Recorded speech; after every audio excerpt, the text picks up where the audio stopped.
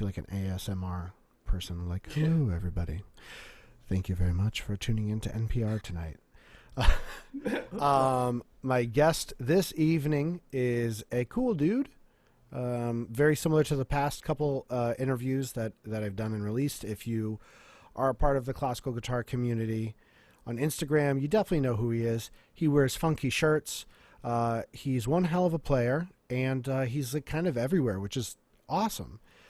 Evan Taucher, thank you for joining me tonight. Thank you so much for having me. So where are you right now? Where do you live these days? I'm in Austin, Texas right now. Oh, Yeah. That's right. So, Did you finish your degree? I'm in the, I guess, fourth quarter of an artist diploma right now, but it's sort of up in the air what I'm going to do from here. I'm not sure if it's beneficial to finish it or to, if I don't finish it, you can transfer everything you've done into a DMA. And it's not like there's a real benefit to finishing an artist diploma.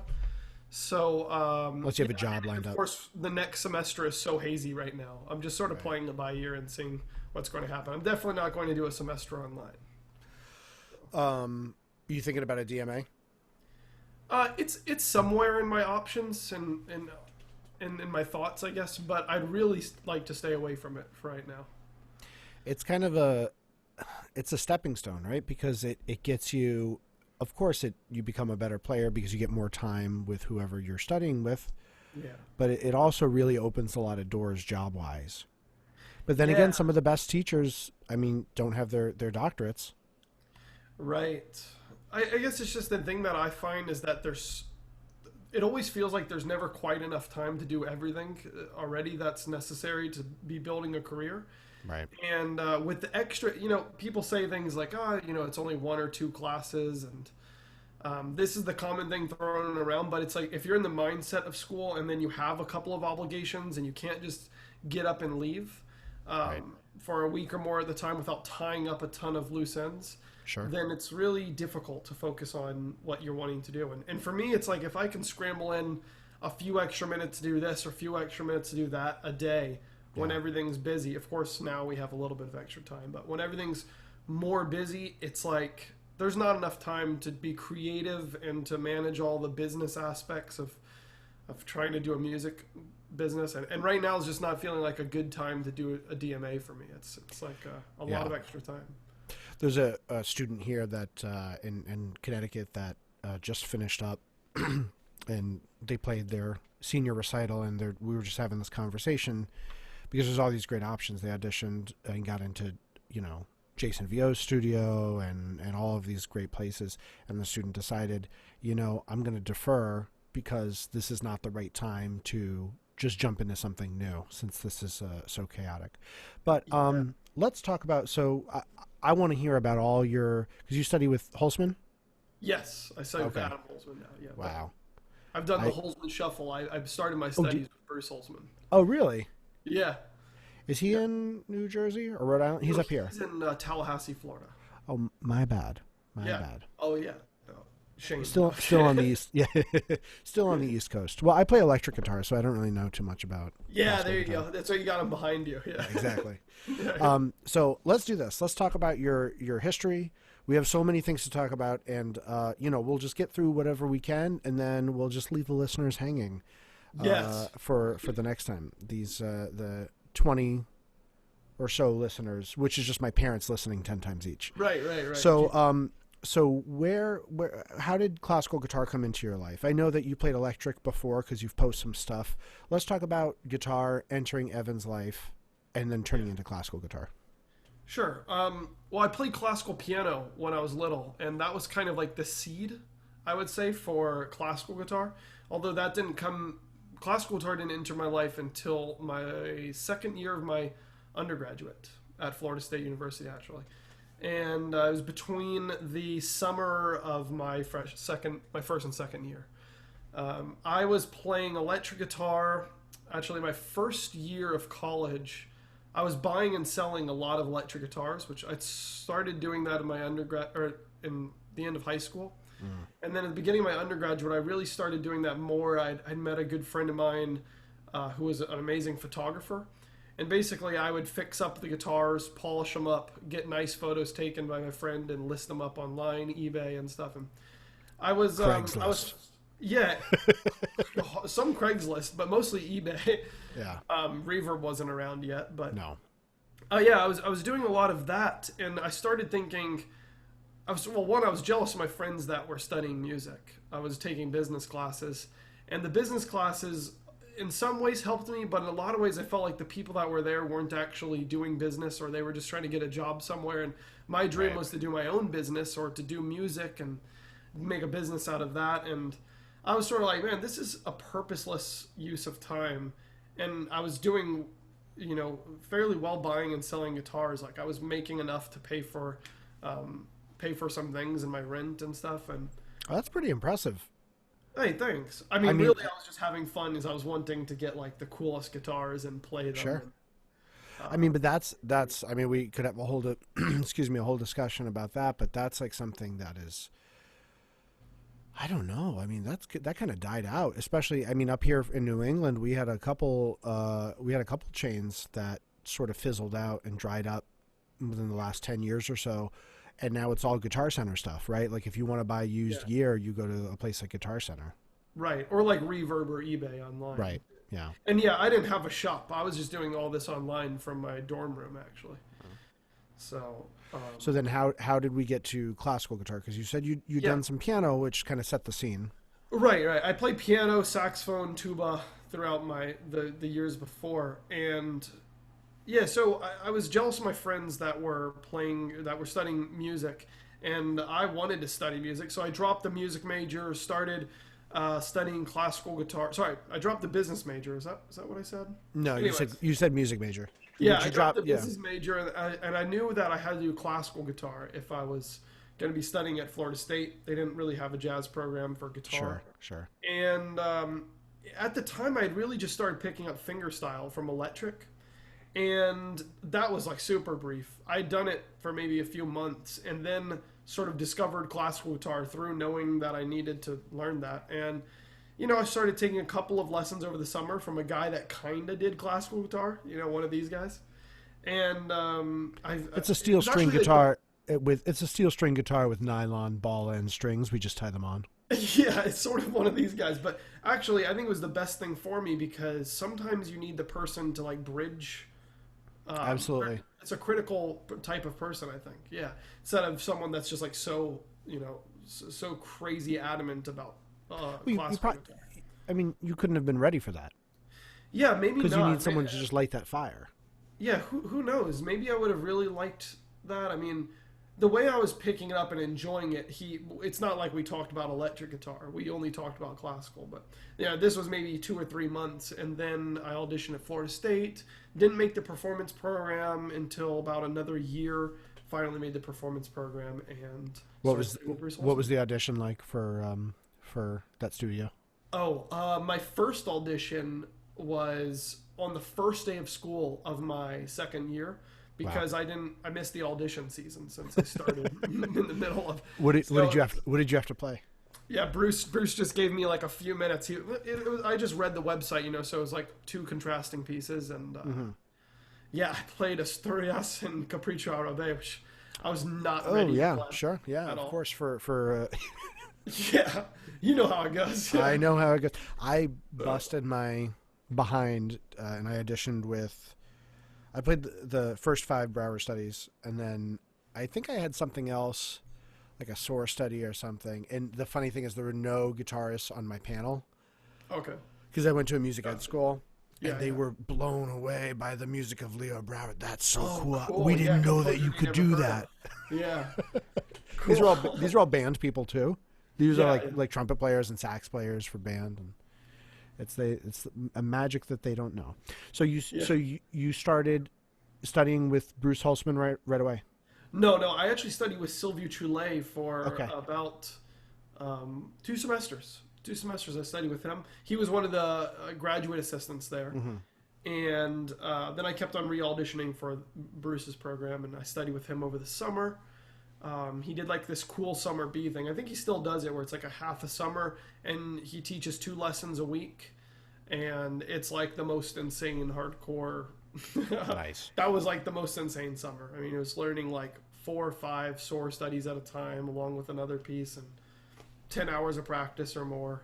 Yikes. It was insane. What at that point, how were you feeling about, because you made a big shift, right? You go from a business major in your second year. I mean, that's not unheard of for people to switch things around, but the idea of going from something that has a pretty clear path to something that I don't really know what I'm supposed to do with this. What was that like? Right. Good question.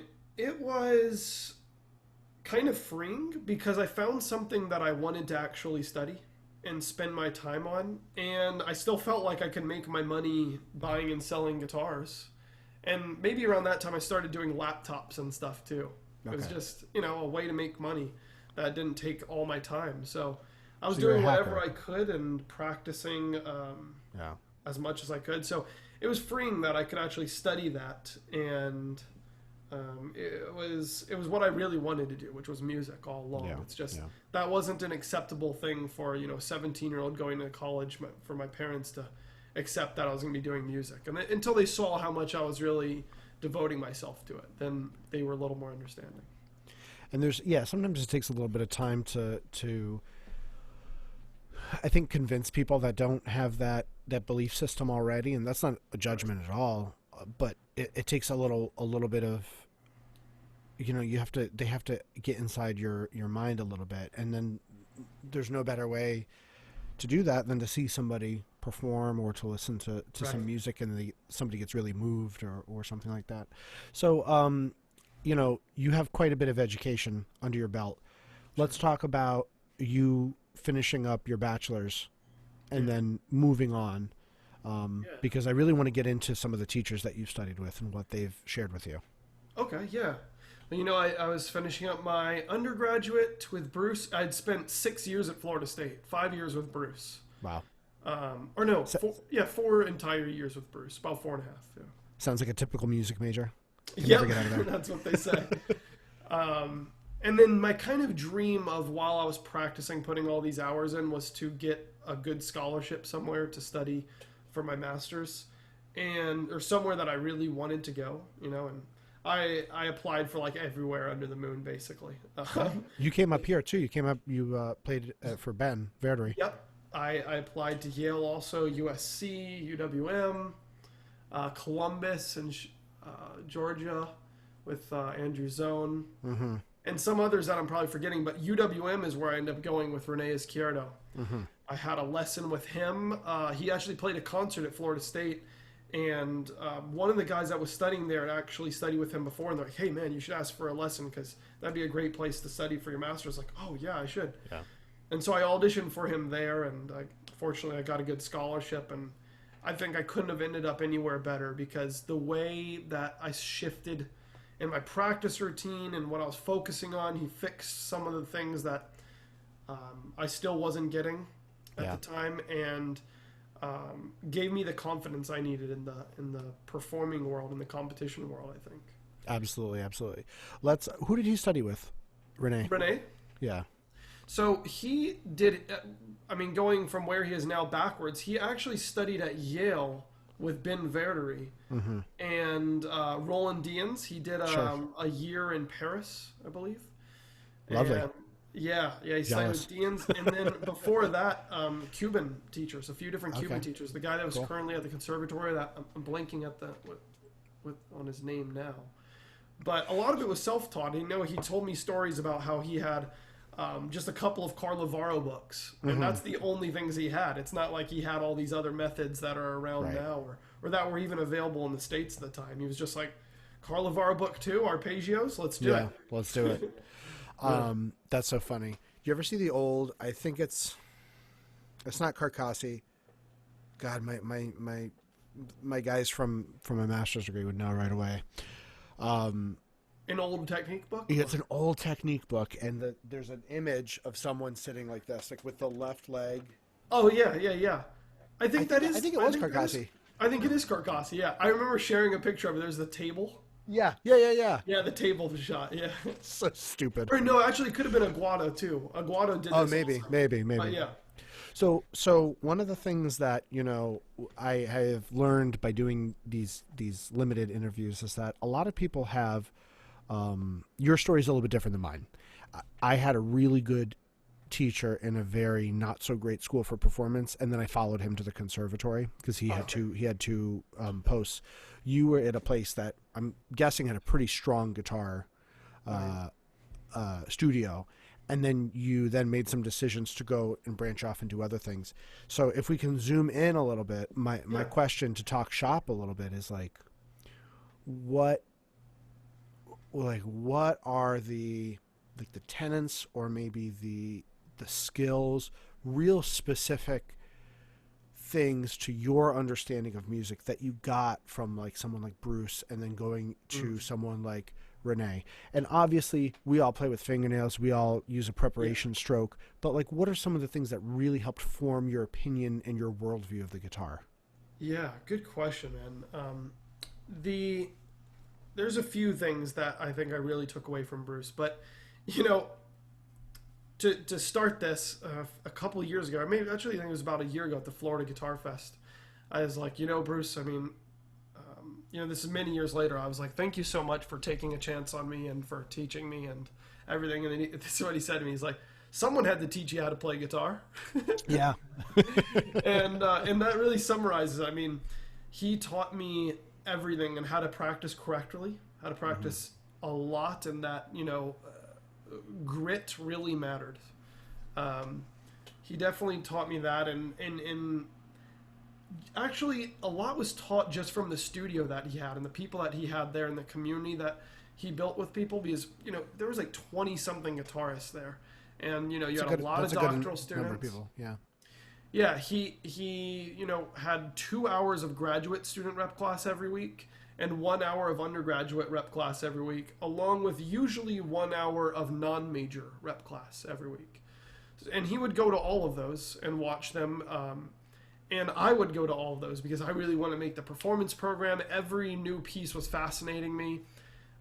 He encouraged me to be there, always said hello, and I mean, that was a huge thing on its own, but I would say the biggest thing that we had worked on, aside from learning guitar, was performance anxiety.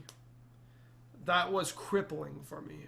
When I started at Florida State, it was, I mean, everyone has their own story with performance anxiety, but for me it was so crippling that it was absolutely miserable for me to perform, and my hands would shake so bad that I was the only person in any of the studio classes that I remember him saying, Evan, calm down, breathe, put your hands down and start again. Just breathe. Yeah. That was so embarrassing. I'm here trying to be a professional. I'm in college. Yeah.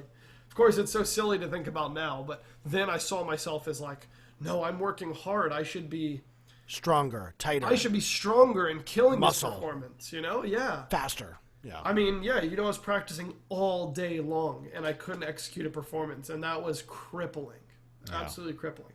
But he worked with me and helped me change my mindset, and he started telling me some of the reasons why he thought I was getting nervous and how to combat that. And taught me about some of the most important steps about preparing for a performance that I still tell everyone to this day. And those kind of went like this. The reason why you're getting nervous is because you're not actually practicing performing when you're practicing at home.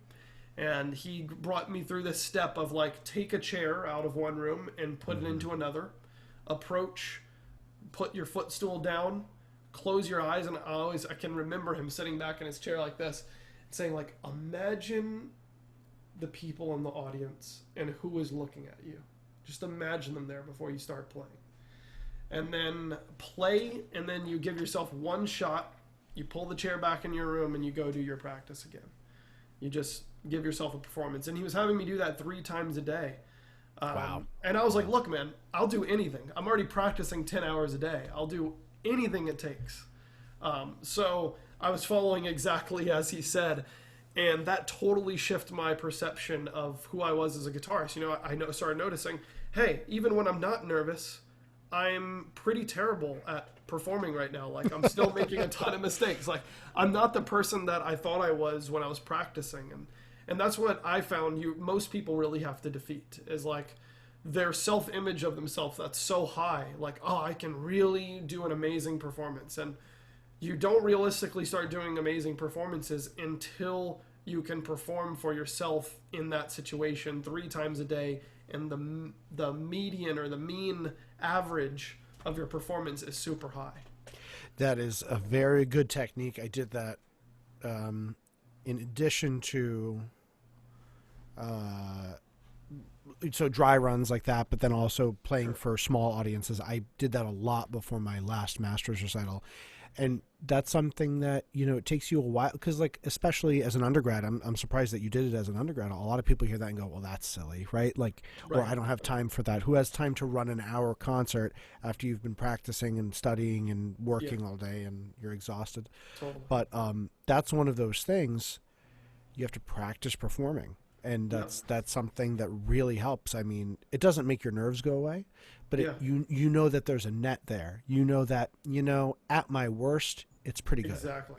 Exactly. And you don't ever do 10% better than you did at those other things, Yeah. It's either going to be that or worse. Exactly. Yeah. And that's fine. As long as that's the case, then you can just go back into your room, practice the things that are important, and then the next day when you do those performances, hopefully that part's better. Right.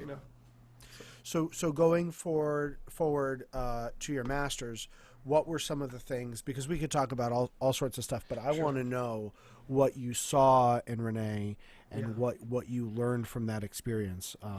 It's along the same lines, if you may. Of course, yeah. Well, when I had my first lesson with him, the things he knew about me without asking, and what I mean is about the way that I practice, the way that I conceive of, getting better at guitar and at music. The things that he knew right away was what most impressed me. I finished playing for him. He's like, it's pretty good. There's some things like blah, blah, blah. He's like, oh man, Scott Tennant's going to tear you apart if you play Junto al Life like that. But anyways, that was one of the things he said. But he's like, listen, he's like, I can tell that you work very hard and that you're very persistent and hard worker. He's like, but there's some things we need to work on. And I'm trying to remember exactly what he said about my right hand and about my thumb movement. He pointed out all these things without asking me questions about my past, and said mentioned about who he thought I was as a practicer and what I aspired to be. And he kind of told me what he'd start working on.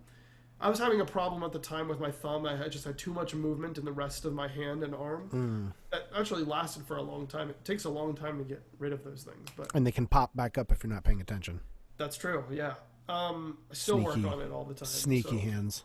No doubt. Yeah, and so, that was super impressive to me. And the way he was so personal, and I just could tell that it was going to be kind of like a European style of teaching where you have they just come over to your house, or you spend a ton of time with them. Like I just liked that idea. It's wonderful. He was going to be very personal, and that's exactly how it turned out. Renee I owe everything to that guy. He's just like he had confidence in me when I had no confidence in myself, and he made me a better performer and player, and yeah. So did you start doing competitions when you were studying with Renee, or did that come after? Yeah, actually I did my first few competitions in my undergraduate, but it was just to Columbus where everyone else was going, and eventually this guy, Marco Villa, he was doing his doctorate there. He was just like, man, don't you have 7 minutes of music? Just do the competition. And I was like, all right, I did it. But, I didn't do well. I did it 2 years just because it was like part of the registration fee anyways. I could just do that, get some master classes. So I did that, and then I went heavy into competitions in my master's, because the first one that I ended up registering for in my master's, I won. So Renee was like, look, man, you need to keep that momentum, and you need to just do more and build your confidence. And that's how the people that do the best in competitions do it, is that they pick their battles, but they do enough to where it's not like they build up their mind all for one. And what was it? What was it like for you? Because just talking to you now, and you're explaining how much performance anxiety was such a part of your identity for a long time. Yeah. Not that it's gone, because it never goes away, but it changes. And so what attracted you to the competition life? Because you've got quite a bit of success in that realm. So what attracted that to you, or Well, what attracted you to that? yeah. I'm always just trying to up my skill when whatever I do, whether it's coffee or if it's my knowledge in technology or knowing about guitars and understanding that more. And I think competitions were a natural way to try to test what you're learning, get better, compare yourselves to others, and for some people it's there's a whole competition spiel that you can go on about the health of it, and for some people it's not the right thing. But for me, I really enjoyed it. I liked, the best part is always getting the judges' comments and seeing what they have to say. And, of course, there's terrible judges out there, but there's a lot of amazing ones that give you genuine feedback that you're not getting from either your teacher or your friends who aren't completely honest with you, so they don't want to hurt you. Sometimes judges will tell you the real thing, Yeah. And they're human beings and musicians too. There's the terrible judges that are like, marking off a point every time that you buzz a note. But then there's judges that are actually caring and fostering of your musicality and your artistic expression, and those are the ones that you end up listening to anyways. The Of ones course. that you can tell are looking out for you. You can, and you can also tell who the note perfect players are, just by listening to the stuff they put out or going to their concerts, and they're not that great. I mean, they have some flash to them. I've gotten some wonderful master classes with some people that some like GFA guys, right? And a lot of them have been wonderful, really wonderful. And then every once in a while you get one, and it doesn't even have to be a GFA winner, but just someone who's a note perfect player, and that's what the master class turns into. Right. And all of a sudden you think, how is this art if we're just talking about how to nail notes? Not fixed technique, but nail notes, Well, But, and some of them can't come from upbringings where like that is so unacceptable, but that they can't think of something else that might be. Understandably, it's hard to think of something else that might be more important when you hear someone missing every single note. Right. Or in their mind, it's like there is nothing that they just got correct. So, yeah, absolutely. If that's how you measure success, then that's how you're going to teach success, and that makes total sense. I think for people that want to become more musical, being accurate, sure, but become more musical, that might not be the path to go. So you're doing this, you're learning all these wonderful things from Renee, and I definitely want to get to your thoughts about stuff going on today. But you made one more stop education wise, and that is in Texas. Yep. So let's talk about, what did you play at your master's recital? Oh, my master's recital. Yeah. Let's see. I played a couple of Piazzolla pieces, Invierno Porteño, and what's the other one? Primavera Porteña. Mm-hmm. And then I played a couple of Llobet pieces, a couple of Scarlatti sonatas. I didn't play any of my original pieces, although I started writing them then. Trying to remember what else. You know what? I kind of a throwback to my junior recital. My first recital I ever gave, I played La Cathédrale. And A classic. I don't know. That was the last thing I played in undergrad, and it was a disaster. Oh, yeah.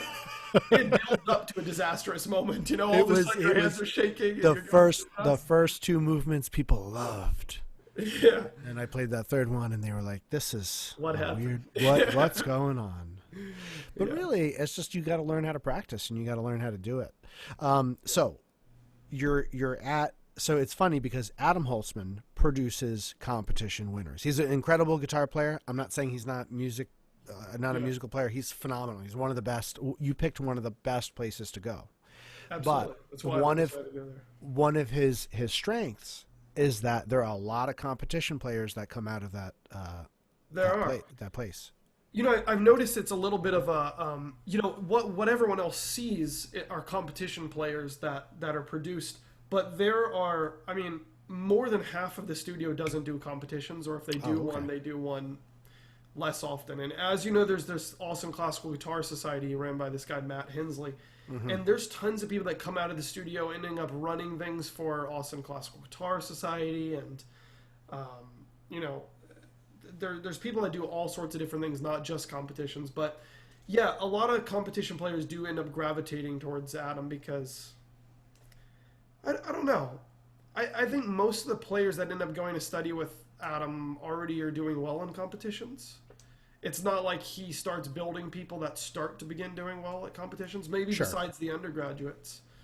But a lot of the graduate students, I think, gravitate towards him just for his musical excitement and his creative ideas and precise ear, I'd say.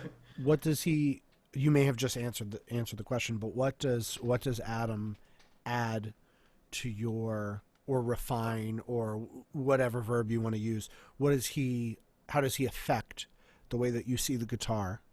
You know, I think we both really vibe with like getting excited with exciting new ideas, and I don't know, when I'm just exploring the guitar and exploring a new piece, I get really jazzed up about certain things, or like a certain fingering or sound or timbre, and every time that It's pronounced timber. what's that? It's pronounced Timber! timber. There's an I. No, he gets equally jazzed up about that stuff, except it's in a much more mature manner. So mine, it might be like, oh, but I want to do it here. But I'm he's got jazzed. these awesome musical ideas that help shape what I really love about the guitar, and he's always coming up with new ideas. And he's not one of these guys that just has musical ideas. He's also very precise. Like, you know what? I think it's this finger holding you back, and he's not afraid to point that stuff out either. But Listening to your education history, you never had a, well, I don't know about the guy that taught you for a couple months in the summer, but you never had a weak teacher. I mean, these guys, if you had met any of those teachers in any different levels of your education, you would have been fine, and, Yeah. and that's not to say that they're interchangeable, because you learn, you pick a road in life and then you find that person, and obviously, Adam is going to affect you a certain way now, when maybe Right. he wouldn't have had that, or maybe you wouldn't have been ready for him, or vice versa. right. But you have such a strong educational background that you can draw from all of these wonderful sources. So you've done a whole bunch of traveling, you've done competitions, you've given master classes. Totally.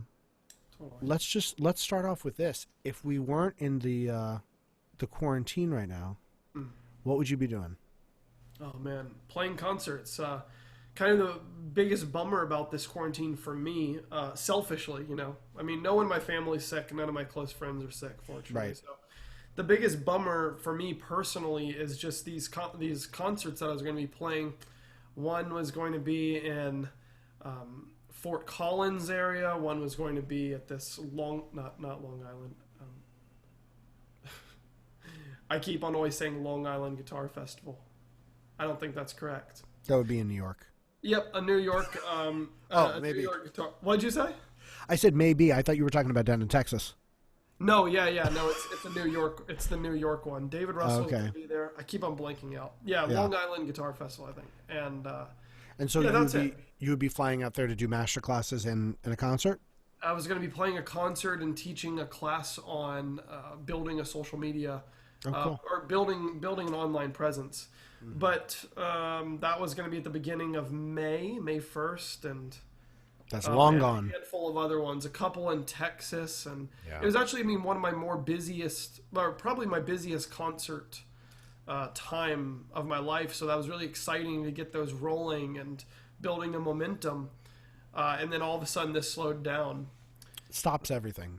Yeah, although I did have one really interesting concert experience right as this whole quarantine stuff was starting, and that was at Isaac Bustos' festival at UT San Antonio. He had actually Adam Holzman coming in and Bill Cannengeiser from California are going to be flying in, and it was right when everything was taking off in the States, and both of them canceled. Bill, for obvious reasons, flying out of California during Sure. that time was crazy, and Professor Holzman's was because the school was requiring all employees to not travel for reasons other than university-related reasons. Okay. So, anyways, Bustos called me and was like, "Man, well, can you play a concert tomorrow night?" And I was just like, "Oh man!" All of a sudden things were changing my mind. I started working on other repertoire because, I was like, "Wow, I have all this extra time now and no concerts, so I should start new stuff." And I was like, "Yeah, you've got it. I've got it." And I was like, "How long is it? A half concert?" He's like, "Full concert. You're actually closing the festival." And I was like, "Oh man!" You're like, "Don't tell me who else is on the bill. I don't want to know." Yeah. So I was like, all right. He's one hell of a player. He's incredible. He was, yeah. So, yeah, so that was a really interesting one. So one really cool concert came from that last minute. Yeah. But, other than that, that's what I would be doing right now. And that's about it. That and exactly what I'm doing now, which is teaching and trying to make videos and everything else. So you've had quite a bit of success with social media, and we can talk about it as much as the conversation goes there. But what is that? How does that play into your daily practice routine, your daily understanding of the guitar? I feel like I'm asking all these really big philosophical questions because I feel like you're answering them really well. So sure. I'm just throwing stuff at you, and I don't want you to think that it's like I don't know what to ask you. But no, of course. But you have a large audience. How many off the top of your head, do you know how many people on Instagram are following you? Instagram, I think about 28,000. Okay, so it's not tiny. Yeah. Not a small number. Obviously you can get gigs and most importantly in our profession, connections of course are way better than, because, if you get a little gig here or there, that's whatever. But to be able to get that connection with somebody who's going to say, yeah, fly out here and we'll give you a concert. Right. But how does that affect what your daily work routine is like? Let's start there. Sure. Well, I try to spend a little bit of time sectioned out to just being active on there, whether it's figuring out something that I can share, or some way that I can help, or something that I think I might find other people might find interesting. I don't mind spending some time doing that and taking away from other things I have to do. I know that in the long run, those things will pay off. There's times that I go a couple of months without posting or sharing anything, and I know that I had the time to do it. I just felt like not inspired to share anything at the time. I don't know. Something like this. But, yeah, nowadays I feel like I have to justify more and more time to make videos and to do things online because that's the reality of the world that we live in, and it's also kind of brought about like a new exciting chapter of being creative for me. Like editing videos is a kind of a creative medium of its own. Definitely. And that's aside from filming it and all the other things that you're deciding to share. Yeah. And I'm still terrible at editing videos and really slow, but it's fun. I can see myself getting really good at that.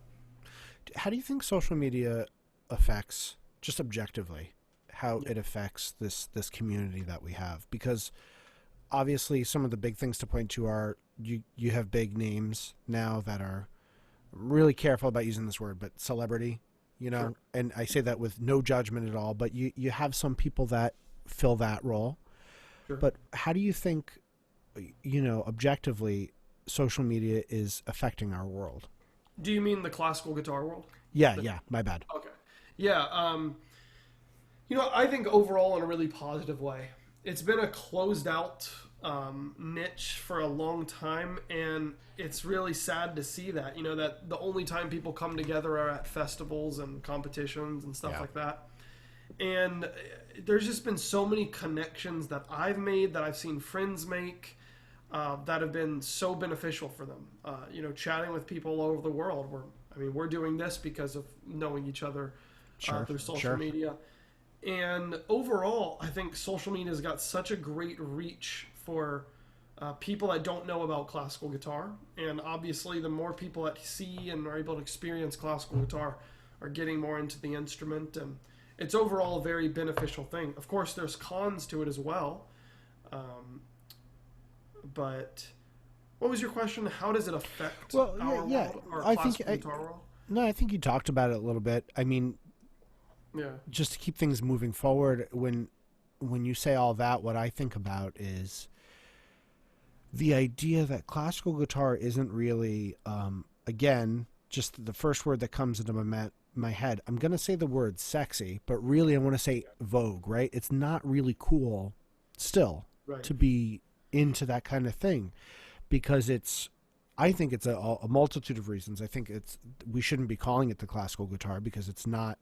Sure, most of its evolution happened in that period, but we're not, for the most part, we're not playing classical rep, Yeah. right? Sure. You're not like, oh no, I'm talking about like Absolutely. modern nylon string guitar. No, but I think it's partially that, but then also there's all of these strings that are attached to classical music, right? Like how do I go see this? How do I enjoy this? It's really quiet. When do I clap? So I've always thought that social media does a really good job of really inviting people Right. to enjoy it at whatever level they want to. I don't think there's anything wrong with watching, somebody play Spanish Romance. If that makes you feel good, then that's an invitation. Absolutely, yeah. And you're right on with the calling it classical thing. It's only a way for us guitar nerds to differentiate when talking to other guitar nerds what we do, you know? Yeah, It's absolutely. kind of like, oh, you play out of this amp? Oh, I play out of a Marshall amp. Oh, you play out of line 6? All right, dude, well, go home. Like, And it's so funny because so many other instruments you don't have to make that yeah, you don't have to make that distinction, right? Like if you say I play flute, I mean maybe somebody would say, oh, is it jazz or classical music, but no one's ever going to say, oh, do you have a wide understanding of musical theory or do you read tabs? Like right. But I think separating our niche as being something so different is something that's hurting us too because, say you're a electric guitarist and you're a much bigger part of the larger marketable world. right. Still, maybe your thing is you're a funk guitarist and someone assumes that you're wanting to play with pop stars. And it's like, nah, man, that's not my thing either. And then they have to define themselves in a really limited way, too, to sort of let people know that, like, no, I'm not trying to make it as a singer-songwriter. I Right. play funk guitar for, this for like Hiatus Coyote or some, Sure, some, sure. some group. It's like you have to define yourself in some sort of way to help people understand what you do. And that's why I don't mind saying classical guitar. Even if it's wrong, I'll say things like, if they don't know what classical guitar is, sometimes I'll say, "Oh, do you know flamenco guitar? Like, do you know?" And then if they say, "Oh yeah, Spanish, yeah, like that," Yeah, yeah. that's what I do. You know, That's basically what I do. I've only taken out so much money in loans and poured blood, sweat, and tears all over the floor for 10 years just to strum some guitar chords. I'm with you. I think that it's a double-edged sword that we want to be. I don't know if it's like an egotistical thing, but we want to be recognized for all the hard work that we put in, but we also want to be accepted by the general public. yeah. And that's We you were love meant. tradition and hate it at the same time. You notice that? Absolutely. Yeah. Yeah. We're like, oh man, I really hate that this classical concert isn't so much like the rest of the world. Why is it so much like this? And then someone starts coughing in the audience. You're like, shut up. Or we say we want to go play venues that aren't so specified, but then we don't want to play a coffee shop or we don't want to play on a green somewhere, right? We want to play at a concert hall and we want to be like Yo Yo Ma. Well, yeah, but there's a buy-in for that, right? Right. Yep. It's a very complicated issue, but Yeah, but that's why you got to sort of just let people do what they want to do, and different people have different purposes. That's one of the most understanding things that I've had to come up with when it comes to tolerating what other people are doing that I don't really side with or that I don't want to promote myself. And that's, one person is meant for one not meant for, but one person really finds joy in life doing this thing specific to guitar. Another person might find joy in bringing classical guitar to new audiences. Another person might really enjoy playing for the niche, and none of those people are wrong for doing what they like to do. You know, as long as it's what they love, and you know they're trying to share that sort Sure. of passion that they have, and Being genuine is something that goes a long way in this industry, and you get, I think you can really tell who's in it for the right reasons and who's not. And the people that are in it for the wrong reasons very, very rarely, get somewhere really good. A lot of they times, normally fizzle out somewhere in their yeah, undergraduates, and no one likes them, and they figure out something else. yeah, absolutely. So, So, you got some cool projects. I know I'm looking at the clock. Why don't we do this? Why don't we talk about Ex Aequo? Did I say it right? yes, you did. Why don't we talk about that for a little bit, and then I'm going to hit you with the Lone Guitarist questionnaire.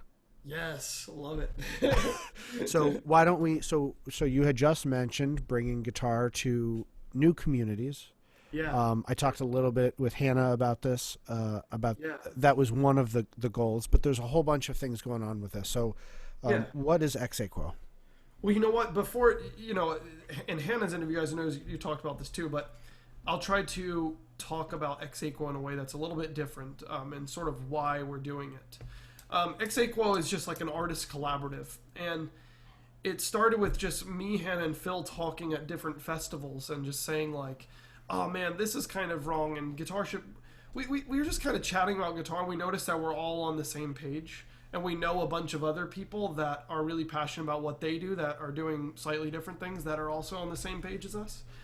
And we're just like, you know what, we should really work together. We all do our, we might share a concert, or we might do live streams together for social media, and chat with each other when we need support.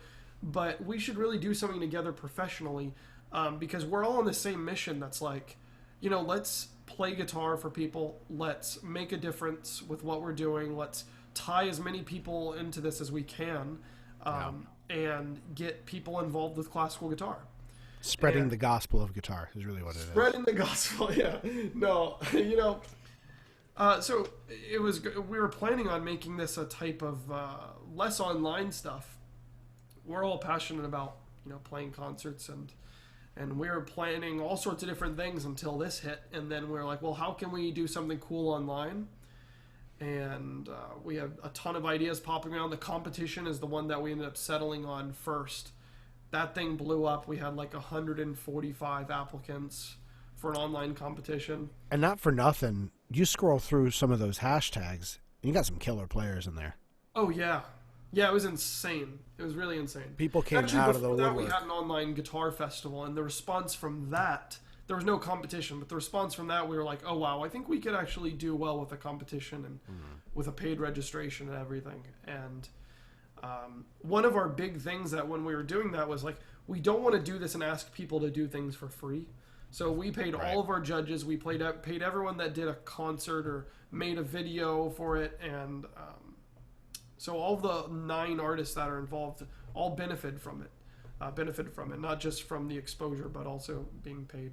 So yeah, we're just trying to make the classical guitar community a better place and expand to more people. But yeah, it came about because we were all just so on the same page with things.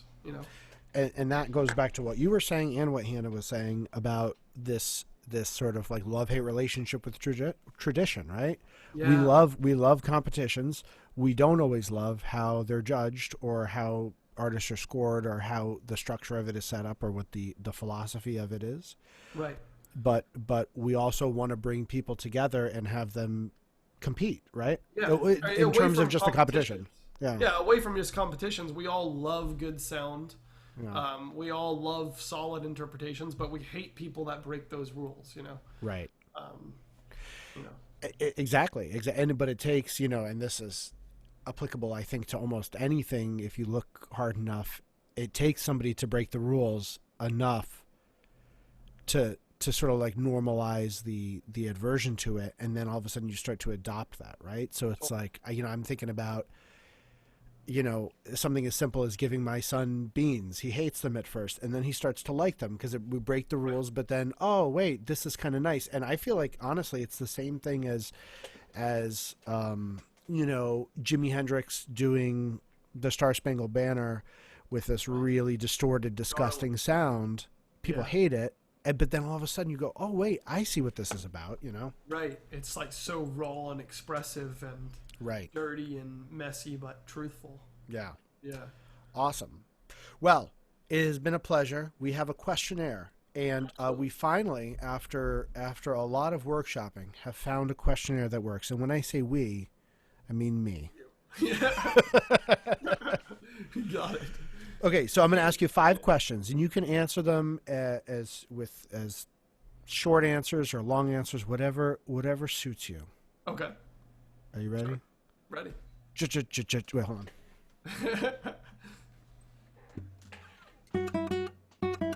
Yeah. That's the Sports Center. Yeah. I was like, did I just come up with a great play? Okay, Evan, what is the best gig you've ever had? Oh, best gig I've ever had. Oh, you know what? Not a concert. I would say the best gig I had was recording a course for Jamplay, this online company. It was sweet. I mean, I was treated like a professional. I got to organize a course, 40 lesson course. I think it's like over 8 hours of video. This was when I was in Spain organizing this, and then I got to. They flew me from Alicante, Spain, to Fort Collins, Colorado, and I filmed for 3 days there. And wow, that was a super rewarding experience. A lot of things that made it the best gig weren't just about the professionalism, but what it forced me to do, which was really come up with a clear idea about my pedagogical thoughts, and especially thoughts catered to guitarists that already play guitar but haven't played classical guitar. Sure. I was doing one of the first classical guitar courses for them, so I had to develop a curriculum that I felt comfortable with, and I ran past some of my ideas with 2 of my former professors, and that was awesome. And then I wrote a number of etudes for that course because you can't use Brouwer etudes, and of course it's going to be sold online. And then I thought, I'll just go back and get some of these old, Sora Carcassi etudes I can use. But I was like, why not just make my own? It's, a little bit more to the point. They don't need to learn this long etude. It's just, I can write something that's like a minute or 2. Yeah. So that got me finishing compositions that I was writing. And so it's kind of a big turning point. It was like a big gig. They advertised it a lot, made a lot of promo stuff. And then I also got to accomplish a lot of goals of mine. It's awesome. Were you doing the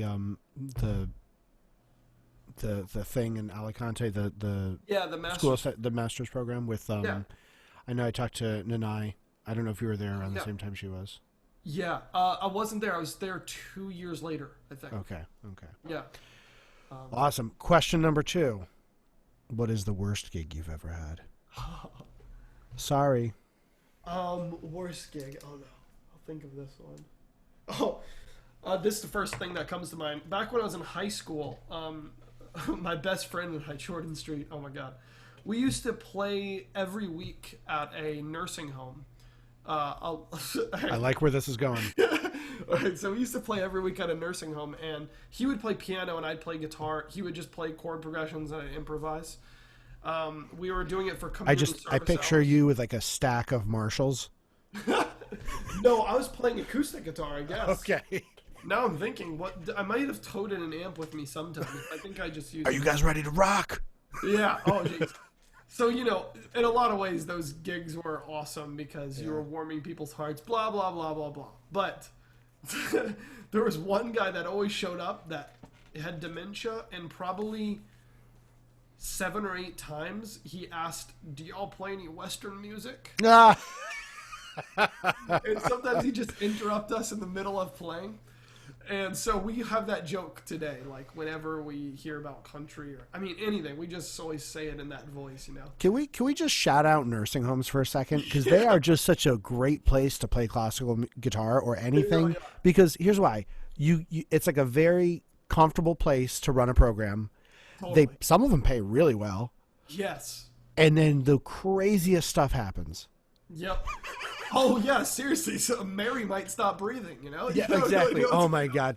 I was playing the Ponce Sonatina Meridionale, and I forget, maybe I was playing just a couple movement, the second movement or the third movement or something. And there's this quiet part, and this woman in the back goes, "Give me my effing pudding." She just screams it. Just give me my effing pudding. And I don't know who she was talking to. Was she talking to her friend? It was a beautiful church. Or a beautiful, it's a chapel inside this is unbelievable.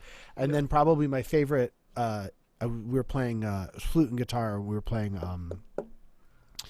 this piece of music by I forget the composer's name, but he did the Jinx, which was that show on HBO about Robert Durst who murdered people. He did the music for that. It's called the Monhegan Suite. So it's this really, really beautiful suite about these islands off the coast of Maine, and it's this. Yeah. So the problem is that every other movement is drop D, E standard, drop D, E standard. Okay. Yeah. And so we like, it's a short. Every movement is like 2 minutes or a minute each, and so I'm in between, and the guy in the back goes, "He fiddles with that thing too much. He better get a second job." And my flute player looks at me like, old people are always so loud and honest, man. Yeah. But I wanted to be like, do you want an octave that's in tune, man? Do you want a... Okay. Question number 3. Love it. What is the best advice you received, and who gave it to you?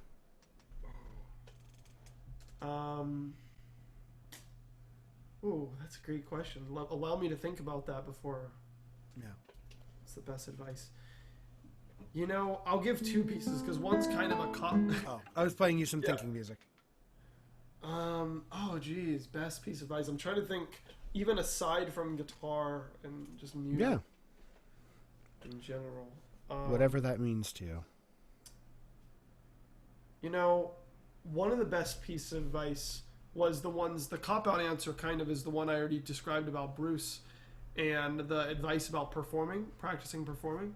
That was super crucial, and definitely turned my life around. The other piece of advice I would probably credit to, we're talking about singular piece of advice. That's what's difficult. But the advice to continue doing competitions from Renee and the confidence that he had in me during that time was super, I think, crucial in my development, because I didn't think that I should be doing it. When I won for my first competition, I didn't think that I deserved it at all, and I thought it was a huge fluke. And so his advice gave me confidence. So he knew I got kind of lucky too.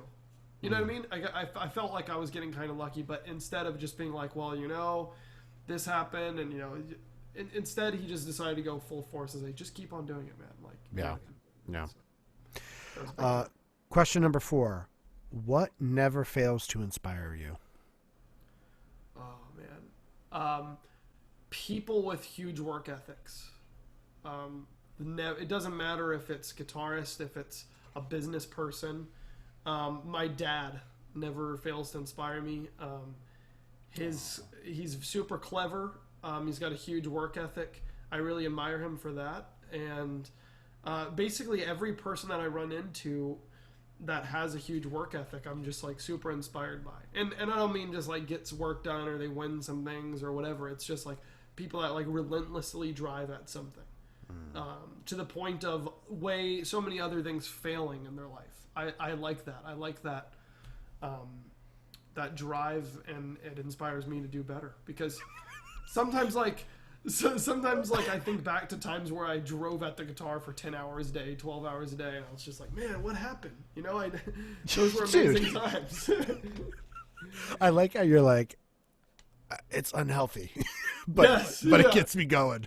No, and I don't mean people that unhealthily practice, or like that idea was. I just mean anyone that's like putting in a ton of work into something, or all aspects of life, juggling a million different things. That's amazing.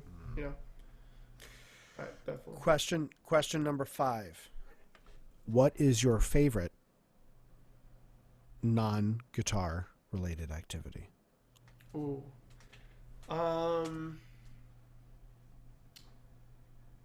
You know what?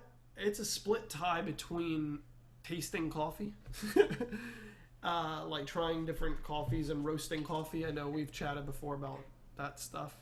What do you? Also, What's your rig like? what's my rig like? I've got a Baymore 1600 Plus roaster. Okay, that has That's what I tubes in it. roast. What's that? That has tubes. That has power tubes. Oh yeah, man. The 6L6s. Yeah.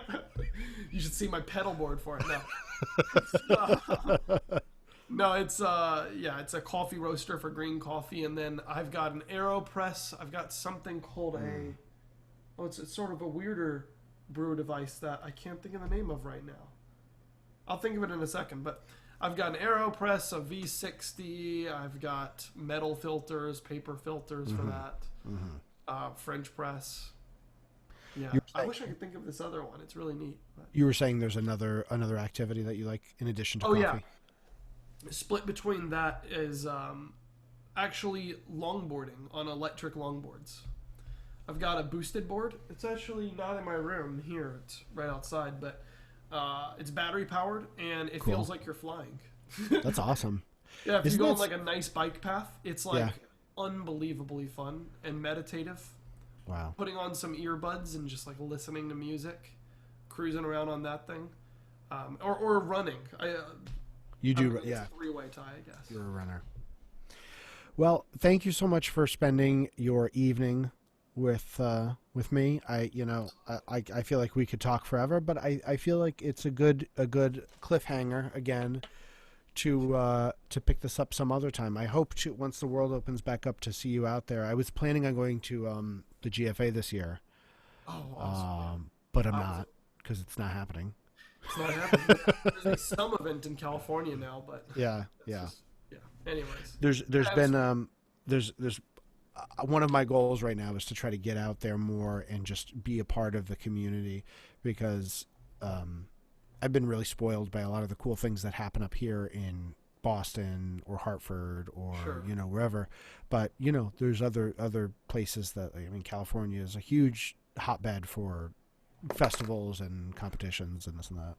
Absolutely. And thank you so much for having me. You're a great interviewer, and these questions are just awesome. So much fun to talk you're too kind. Thank you. Have a good night. Yeah, thank you so much.